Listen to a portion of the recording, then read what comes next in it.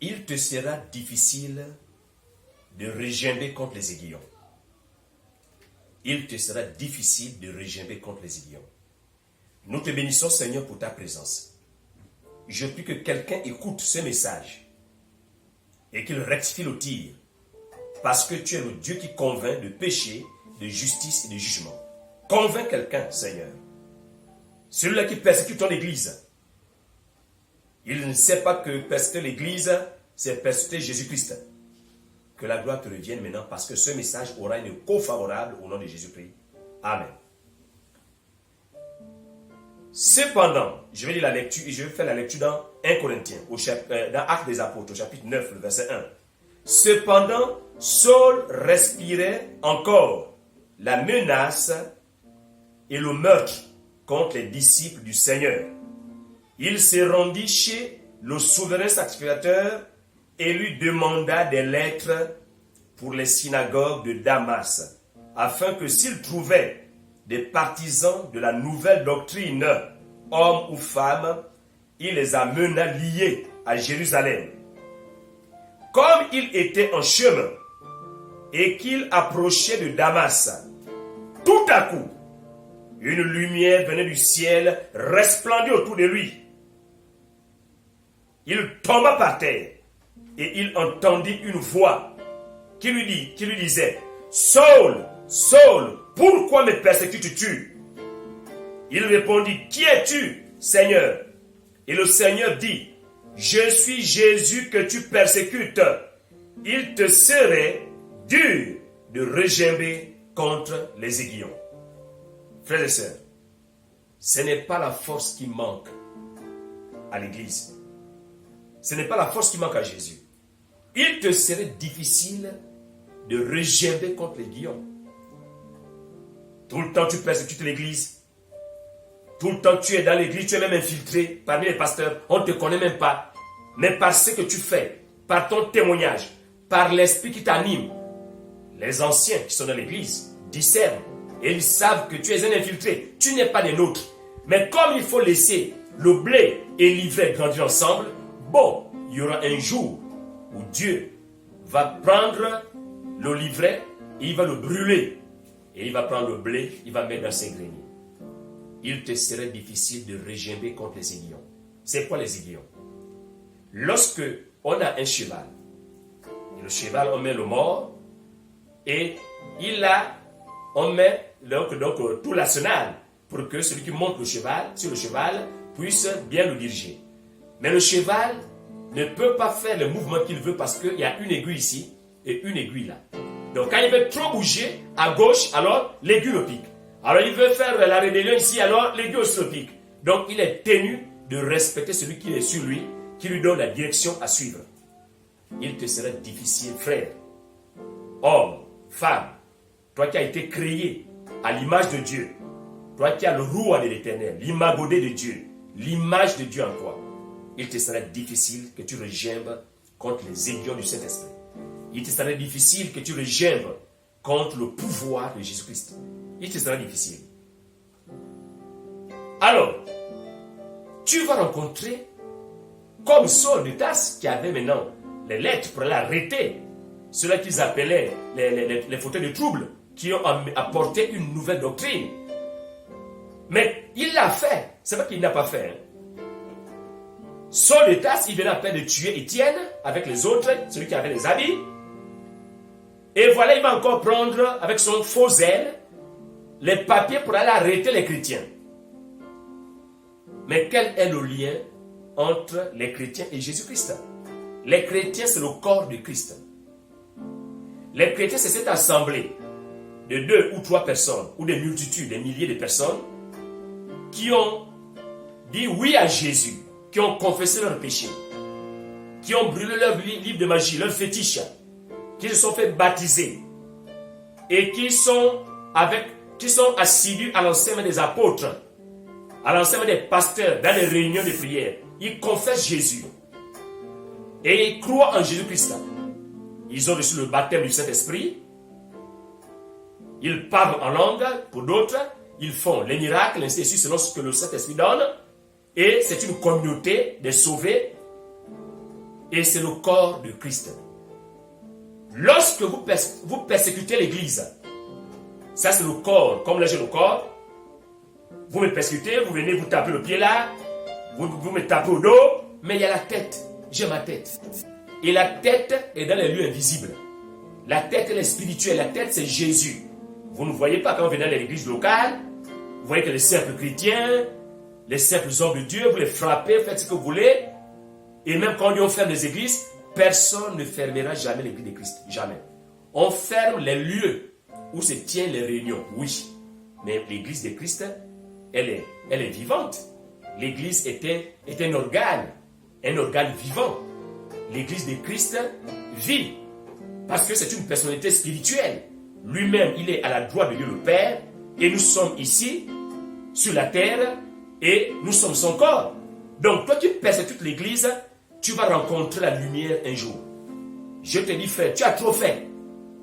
Le Seigneur me dit de préciser ce message.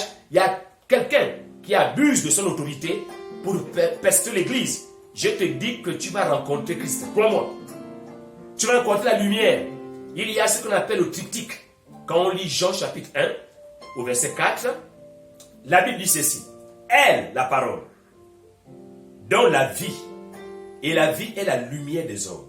Parce que la lumière ici est la résultante donc de la vie que la parole donne. Mais la parole, c'est lui Jésus-Christ. Et c'est lui qui s'est transfiguré. Il s'est transfiguré et même là, sur les tasses, on voit une grande lumière. On dit une lumière venant du ciel resplendit autour de lui. Une lumière qui dépasse, son éclat dépasse l'éclat du soleil. Tu ne peux pas régerber contre les aiguillons. Ce n'est pas possible, frère. Fais ce que tu fais, mais il te sera difficile de régerber contre les aiguillons. Tu seras soumis à la direction que le Seigneur va te donner. Tu seras obligé d'être tapis au sol devant la croix de Jésus. Tu seras obligé de fléchir tes chines, fléchir tes genoux devant la croix de Jésus-Christ. Il te regarde. Il dit, continue d'abord de faire ce que tu fais. Il te regarde. Toutes les décisions que tu es en train de prendre. J'ai vu même des gens qui s'infiltrent dans les églises. Ils s'appellent même pasteurs. Mais on les reconnaît par leurs fruits. On les reconnaît parce que l'esprit qui les anime n'est pas l'esprit de l'église. L'apôtre Paul disait ceci. Il dit, si vous pensez que vous avez l'esprit de Christ, nous aussi on l'a. Mais on voit ces personnes par rapport aux fruits. Les fruits qu'ils ont, c'est de mauvais fruits. Dans l'église, des fois les personnes là vont jusqu'à être pasteurs, d'autres des diacres, des anciens. Je me rappelle, lorsque j'étais encore jeune pasteur, il y en a qui passaient de maison à maison pour faire du mal aux pasteurs. Dire ne donnez pas vos dîmes. Il ne faut pas venir à l'église. Le pasteur là, on verra ce qu'il va manger avec sa femme et ses enfants. Ça là, je l'ai vécu. Mais tu ne peux pas faire ça et dire que tu es de l'église. Non, l'église est une et indivisible. L'église, c'est le corps de Christ, c'est un tout. L'église a besoin à la fois des pasteurs, des diacres, des anciens, à la fois de ceux qui ont les dons de chanter, ceux qui ont les dons de faire des miracles, et ainsi de suite. C'est un tout. Nous formons un corps. Mais à cela, il faut éviter de persécuter l'église, il faut éviter de persécuter l'homme de Dieu, évite de persécuter celui-là qui te nourrit spirituellement, évite de dire n'importe quoi sur ton pasteur. Il faut éviter ça. Ce n'est pas ton rôle. Ton rôle n'est pas de juger le serviteur d'autrui. Ce n'est pas ton serviteur. Le pasteur, c'est dire ton serviteur à cause de Jésus. Parce qu'il sert le corps de Christ. Mais si le pasteur n'est pas ton serviteur, il est le serviteur de Jésus. Mais il se dit ton serviteur à cause de Jésus-Christ. Il te sera difficile de regerber contre les aiguillons. Jésus-Christ est le chef de l'église. Jésus-Christ est la tête de l'église. S'attaquer à un de ses membres, c'est s'attaquer à la tête. Parce que quand vous faites du mal au pied, la douleur va jusqu'à la tête. Et ceux-là qui ont fait certaines études de médecine savent combien de fois le cerveau interprète les douleurs et ainsi de suite. Donc, même si c'est une petite épine que je piétine, ça va remonter jusqu'à la tête. Et Jésus-Christ n'est pas content quand on maltraite ses serviteurs. Il dit, ne touchez pas à mes oins. Ne touchez pas à mes oins. L'église est le corps de Christ. L'église est son épouse. Un homme normal ne peut pas voir qu'on bastonne sa femme et il est là. C'est pas possible. Tu ne peux pas bastonner la femme de quelqu'un et ce monsieur te regarde. L'église est la fiancée de Christ. Nous allons célébrer les noces d'après l'Apocalypse, au ciel. Mais d'ores et déjà, l'Église est fixée à Christ. L'apôtre Paul disait, je vous fiance à Christ. Nous sommes la fiancée de Jésus-Christ. Nous sommes la femme de Jésus. Donc, nous faire du mal, c'est faire du mal à lui-même, Jésus-Christ. Il te sera difficile de regimber contre les aiguillons. Il te sera difficile. Parce que ça va te perforer. Ça va te faire du mal. Ça peut même te tuer, les aiguillons. Alors, toi qui persécutes l'Église, sache ceci, que c'est Jésus-Christ que tu persécutes. Il te sera difficile de regimber contre les aiguillons. Car on ne peut pas combattre Dieu et gagner. Je vais lire in extenso ce verset et ça sera la fin. Dans Actes des Apôtres chapitre 5, le verset 38 et je vais terminer. Actes des Apôtres chapitre 5, le verset 38. Il te sera difficile, frère, toi qui me regardes, de combattre l'Église et de gagner. Le temps me manque. Autrement, je vais vous raconter des témoignages que j'ai vus. Des gens qui se sont proclamés, autoproclamés, pour détruire l'Église. Aujourd'hui, il y en a qui sont paralysés. D'autres sont morts. D'autres, avant de mourir, confessent, les langues sortent. D'autres, ils meurent. Parce que Dieu ne s'amuse pas. On ne blague pas avec le corps de Christ. Je vais lire Actes chapitre 5, le verset 38 à 39. Il dit ceci. Et maintenant, je vous le dis, ne vous occupez plus de ces hommes et laissez-les aller. Si cette entreprise ou cette œuvre vient des hommes, elle se détruira. Mais si elle vient de Dieu, vous ne pourrez la détruire.